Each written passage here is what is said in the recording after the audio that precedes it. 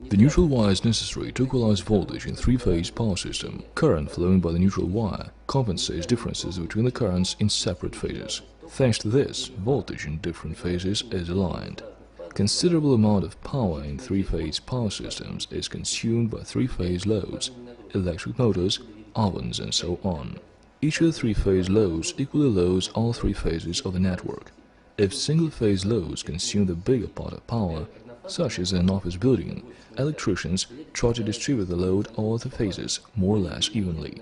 For example, this is a typical waveform of currents in three-phase power network, loaded with lamps or motors. Currents in linear wires differ by no more than 25%.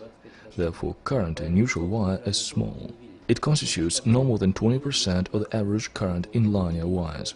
In consideration of this typical pattern, the neutral wire is normally made thinner than the other wires in three-phase power systems. For example, in a three-phase power cable designed for network, power about 70 kV-ampere linear wire has a cross-section of 35 square millimeters, and the neutral wire 16 square millimeters.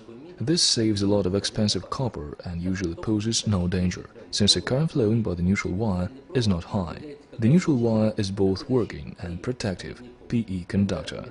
Sometimes, instead of one neutral wire, two wires are fed, one of which is protective and painted green and yellow, and the other is working, its color is blue. Most often, transformer's neutral point, from which neutral wire is fed to all sections, is grounded. Thus, potential this neutral wire corresponds to ground's zero potential. Therefore, it is sometimes called the zero wire.